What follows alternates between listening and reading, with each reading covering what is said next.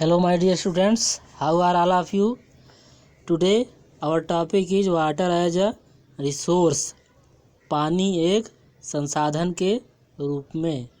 आज हम लोग ये जानेंगे कि जो पानी है वह कैसे एक संसाधन के रूप में उपयोग आता है हमारे लिए। संसाधन का मतलब आप जानते ही हैं कि जो मनुष्यों के किसी भी काम को आसान बनाए। तो अब हम आज देखेंगे कि जो पानी है वो हमारे लिए किस तरह से उपयोगी है और हमारे किस काम में आता है।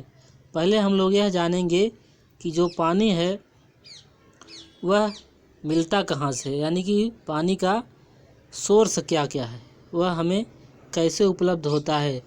तो आप देख सकते हैं इसको 4 भागों में विभाजित किया गया है। जैसे कि पहला है सरफेस वाटर। सरफेस वाटर का मतलब सतही जल जो पृथ्वी के ऊपर पाया जाता है, पृथ्वी की सतह पर पाया जाता है। दूसरा है ग्राउंड वाटर यानी कि भूमिगत जल। तीसरा है एटमॉस्फेरिक वाटर, वायुमंडलीय जल। तीसरा है ओशियनिक वाटर, समुद्री जल। हम लोग 1 बाय 1 इनके बारे में पढ़ेंगे। फर्स्ट है सरफेस वाटर। सरफेस वाटर जो है वो पृथ्वी पर सतह पर पाया जाता है। और यह किनके रूप में पाया जाता है, यानी कि कहाँ कहाँ पृथ्वी की सतह पर पाया जाता है। तो पहला है रिवर, दूसरा है पौंड तालाब, तीसरा है झील। ये इन जगहों पर सबसे ज़्यादा मात्रा में पानी सरफेस पर उपलब्ध होता है। और बात की जाए भारत की, तो भारत में लगभग 60% जो पानी है वह केवल 3 नदियों में पाया जाता है, गंगा, ब्रह्मपुत्र और सिंधु नदी में पाया जाता है। अब हम बात करेंगे कि जो सरफेस वाटर है उसका यूज कहाँ होता है।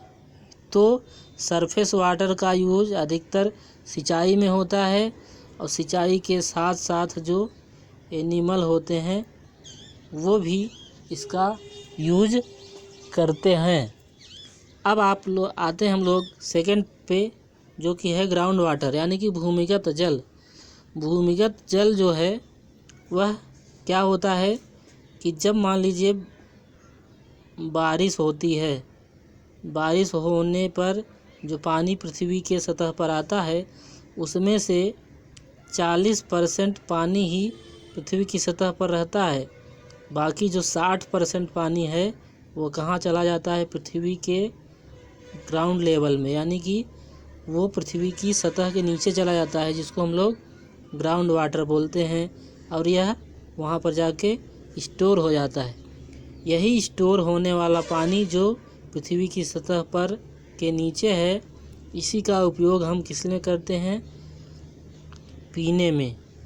और कहीं कहीं पर तो इसका उपयोग हम लोग सिंचाई में भी करते हैं। कैसे, बोरवेल के माध्यम से बोर और उसमें पंप लगाया जाता है, और यह पंप इस पानी को बाहर करता है और हम लोग अपने खेतों की सिंचाई करते हैं।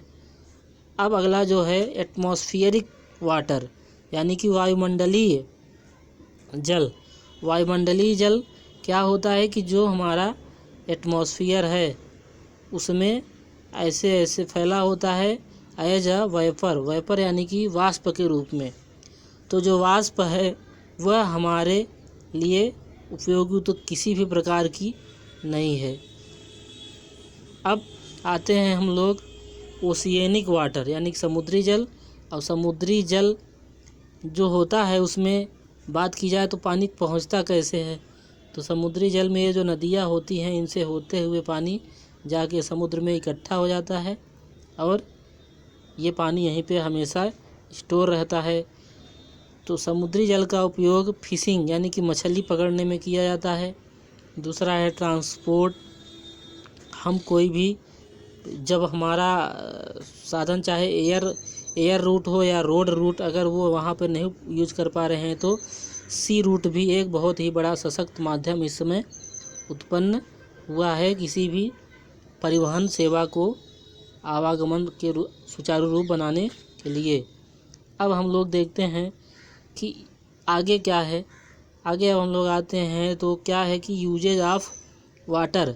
जो पानी है वो संसाधन के रूप में हम कैसे उसको यूज करते हैं, ड्रिंकिंग और इरिगेशन, हम पीने के रूप में उसका उपयोग करते हैं और सिंचाई के रूप में उपयोग करते हैं। अब जब यह बात चली ही है तो आपको यह भी बता दिया जाए कि जो ड्रिंक वाला पानी है यानी कि पीने लायक जो पानी है वो पृथ्वी पर केवल 1% ही है। तो सवाल यह उठता है कि 99% फिर क्या है? तो 99% पानी वो क्या है? पॉल्यूटेड है। पॉल्यूटेड है। पॉल्यूटेड का मतलब यह है कि जैसे 97% जो है वो कहाँ पाया जा रहा है? आपका ओशियन में। ठीक, उसके बाद 2% जो है वो आइस फॉर्म में पाया जाता है और 1% जो है वह ही क्या है? ग्राउंड वाटर में है और वह थोड़ा बहुत सुरक्षित है, नहीं तो यह भी प्रदूषित हो चुका है। तो अब आप समझ सकते हैं कि पानी कितना हमारे लिए महत्वपूर्ण है। अब हम लोग नेक्स्ट टॉपिक पे आते हैं, वाटर प्रॉब्लम, यानी कि जल की समस्या आज ही की नहीं है, यह बहुत दिन से चली आ रही है। तो यानी कि जो पानी है वो निरंतरता इसकी समस्याएं लोगों के सामने आ रही है। यानी कि जैसे आप देखते होंगे जब समर आता है तो समर में पानी की कमी भारत के कई क्षेत्रों में देखने को मिलती है, जैसे राजस्थान, महाराष्ट्र, गुजरात, मध्य प्रदेश, ये सब एरिया गर्मी में बहुत ही ज़्यादा पानी की कमी से जूझते हैं। फिर है फ्लड, कहीं कहीं पे बाढ़ भी आ जाती है पानी की ही वजह से।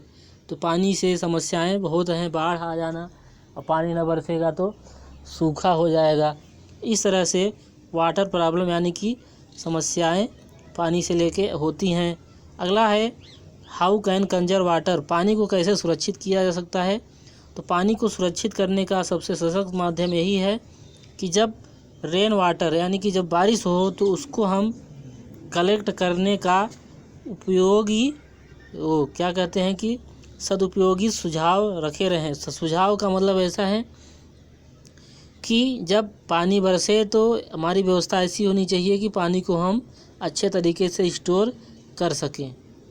दूसरा है वाटर प्रिवेंट फ्रॉम पोल्यूशन, जो पानी हमारे पास उपलब्ध है उसको पोल्यूटेड न किया जाए, इसी में समझदारी है। इसीलिए बहुत से विद्वानों ने कहा है कि जल है तो कल है, यानी कि अगर पानी नहीं रहेगा तो जीवन नहीं रहेगा और जीवन नहीं रहेगा तो हम आने वाला कल नहीं देख पाएंगे। अब हम लोग आगे जो हमारा टॉपिक होगा उस पे चर्चा कल करेंगे। Thanks for watching.